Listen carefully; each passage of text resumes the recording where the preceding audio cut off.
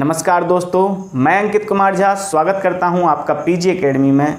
सबसे पहले मैं अपने फ्रेंड्स, दोस्त और मेरे डियर स्टूडेंट्स को बहुत बहुत धन्यवाद देना चाहता हूं जो उन्होंने मुझे इस वीडियो में फिर से ये सब्सक्राइबर और व्यूज़ के ज़रिए जो प्यार दिया उसके लिए बहुत बहुत धन्यवाद और आशीर्वाद।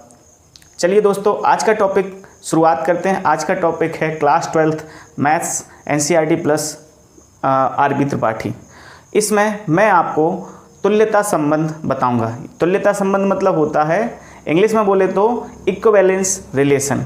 ये क्या होता है इसको चलिए अपन देखते हैं।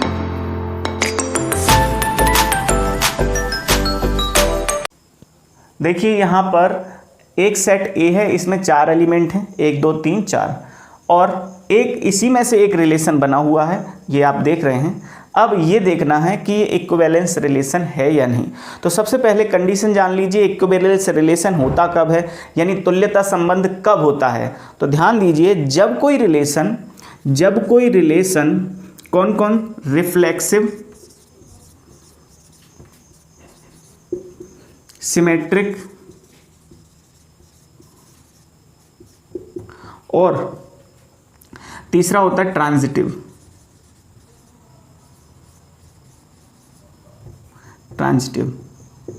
यानी हिंदी में बोले तो स्वतुल्यता, स्वतुल्य संबंध हो, सममित हो और संक्रामक हो।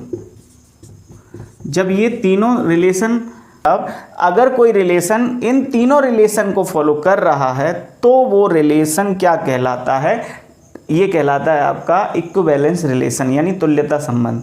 तो देखते हैं क्या ये रिलेशन इन तीनों रिलेशन को फॉलो कर रहा है। अगर कर रहा है तो ये रिलेशन क्या कहलाएगा, आपका इक्विवेलेंस रिलेशन यानी तुल्यता संबंध। देखिए सबसे पहले रिफ्लेक्सिव के लिए देखते हैं, क्या ये रिफ्लेक्सिव है। अगर रिफ्लेक्सिव की कंडीशन क्या होती है, सेट में जितने एलिमेंट हैं उन सब के डुप्लीकेट होना चाहिए, और दूसरे और भी अगर आ जाते हैं, पहली कंडीशन क्या होना चाहिए कि जितने एलिमेंट हैं उन सब के डुप्लीकेट कंपलसरी हैं, ठीक है। और फिर एक्स्ट्रा अगर ऑर्डर पेयर बनते हैं तो भी चल जाता है, वो रिफ्लेक्सिव ही होता है। तो देखते हैं 4 एलिमेंट है, 4 के डुप्लीकेट हैं, 1 का तो है, 2 का भी है, 3 का भी है, 4 का भी है, और फिर ये 2 एक्स्ट्रा हैं तो चलेंगे, कोई बात नहीं। इसका मतलब ये रिफ्लेक्सिव है यानी स्वतुल्य संबंध है। दूसरा देखते हैं सिमेट्रिक यानी सममित। सममित क्या कहलाता है, यानी ए बी तो बी ए भी रिलेशन में होना चाहिए। ए बी अगर रिलेशन में है तो बी ए भी होना चाहिए। तो देखते हैं कि 1 1 का उल्टा क्या हो जाएगा, 1 1, 2 2 का उल्टा क्या हो जाएगा, 2 2, 3 3 का उल्टा 3 3, 4 4। ये तो अपने आप में यहाँ तक सिमेट्रिक है ही। और 1 2 का 1 2 है तो 2 1 होना चाहिए, तो 1 2 है तो 2 1 है रिलेशन में। इसका मतलब ये सभी के सभी सिमेट्रिक भी हैं। चलिए बात करते हैं ट्रांजिटिव। ट्रांजिटिव हैं क्या ये सब, देखते हैं। देखिए क्या इसका पेयर, ये देखो ट्रांजिटिव क्या कहलाता है कि ए बी रिलेशन में है और बी सी रिलेशन में है, तो कंपलसरी है कि ए सी भी रिलेशन में होना चाहिए, ये ठीक है। आगे बात समझ में, तो ए है और ये है तो ये भी होना चाहिए।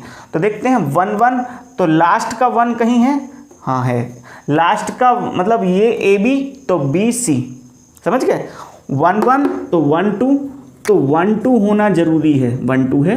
देखिए A B B C, A B B C तो ए सी यानी 1 2 है, 1 2 है, ठीक है।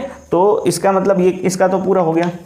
2 2 ए बी बी सी तो ए सी यानी 2 1 होना जरूरी है, तो ये 2 1 भी है।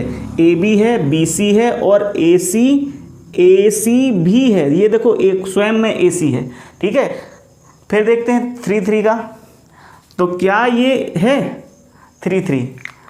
देखिए अगर 3,3 है तो एक और ब्रैकेट में 3 के साथ कोई अदर क्या होता, एलिमेंट होता, तो फिर हमें होना जरूरी था क्या, 3,4।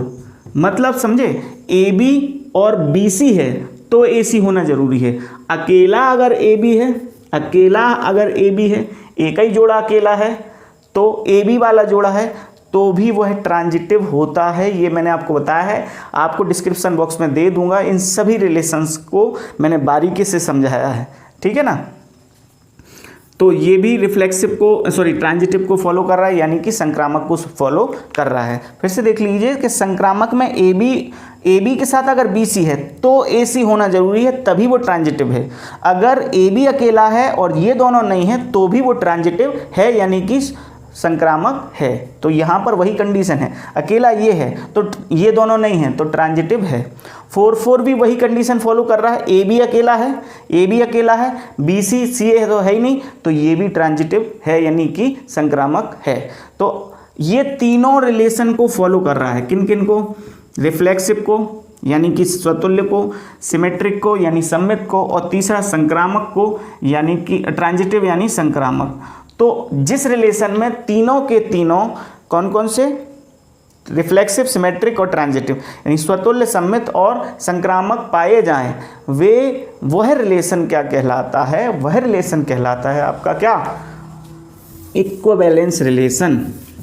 ठीक है, क्या रिलेशन कहलाता है, इक्विवेलेंस रिलेशन। इक्विवेलेंस रिलेशन,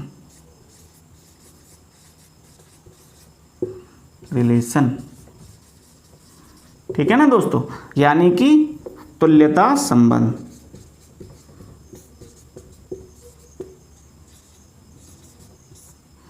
ठीक है, तो मैं आज के वीडियो में केवल यही बताना चाहता हूं कि मैं तुल्यता संबंध ही मैंने आज के वीडियो में बताया है। अगर आपको अच्छा लगा हो तो लाइक, शेयर और सब्सक्राइब दम से ठोक दीजिए।